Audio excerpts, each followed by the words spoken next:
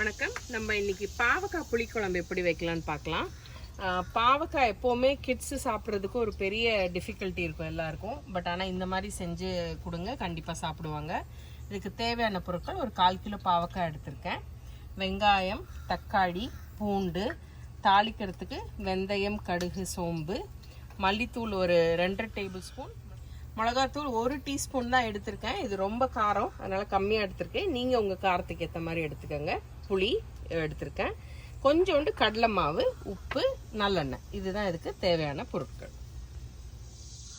இப்போ பாவக்காயை நம்ம ஃபஸ்ட்டு கொஞ்சம் மசாலாவோட மிக்ஸ் பண்ணி அதை லேசாக வறுத்து எடுத்துக்க போகிறோம். அதுக்கப்புறம் தான் நம்ம குழம்புல போட போகிறோம். ஸோ இது ஃபஸ்ட்டு உப்பு கொஞ்சம் போட்டிருக்கேன், கடலை மாவு,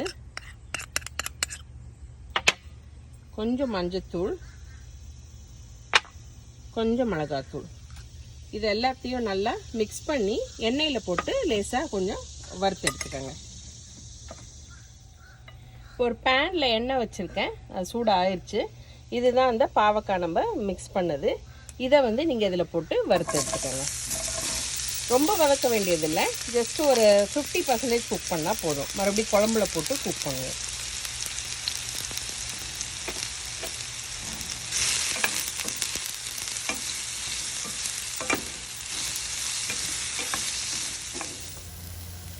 பாவக்காய் ஓரளவுக்கு வதங்கிருச்சு. இது ஃபுல்லாக வதங்கலை பாருங்கள், ஜஸ்ட் ஒரு 50-60% வதங்கிருக்கு.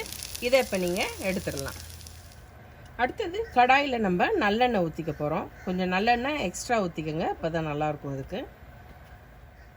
இப்போ எண்ணெய் நல்லா சூடாயிருச்சு. இதில் கடுகு, வெந்தயம், சோம்பு போட்டு தாளிச்சிருங்க.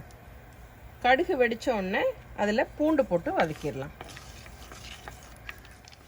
இப்போ கடுகு வெடிக்க ஆரம்பிச்சிருச்சு. இப்போ நீங்கள் இதில் பூண்டு போட்டு ஒரு 30 செகண்ட்ஸ் கிட்ட வதக்கிடுங்க. அதோடு சேர்த்து கருவேப்பிலையும் போட்டுக்கோங்க.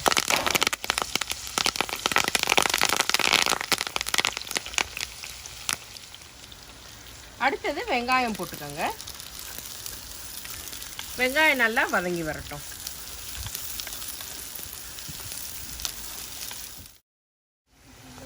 அடுத்தது நம்ம தக்காளி போட்டு நல்லா வதக்கிடலாம். தக்காளி நல்லா மையாக நசுங்கிற வரைக்கும் வதக்கிடுங்க. இதில் வதக்கிட்டு கொஞ்சம் மூடி போட்டு ஸ்லோவில் வச்சிங்கன்னா நல்லா வதங்கிடும்.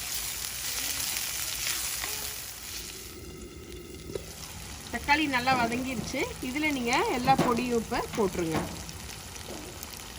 மல்லித்தூள், மிளகாத்தூள், மஞ்சள் தூள், கொஞ்சம் உப்பு சேர்த்துக்கணும். இப்போ இது ஒரு 1 மினிட் வரைக்கும் இந்த எண்ணெயிலே கொஞ்சம் நல்லா வதக்கிடுங்க. வதக்கினதுக்கு அப்புறம் நம்ம புளி இதில் சேர்த்துருங்க. நம்ம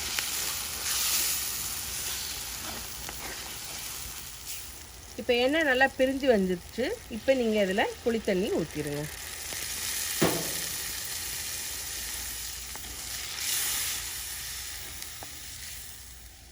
இப்போ நான் கொஞ்சம் இன்னும் எக்ஸ்ட்ரா தண்ணி சேர்த்துருக்கேன்.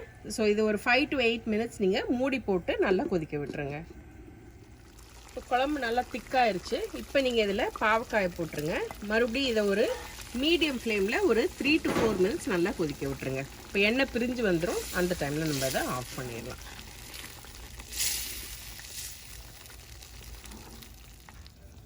இப்போ நம்ம பாவக்காய் குழம்பு ரெடி ஆயிடுச்சு.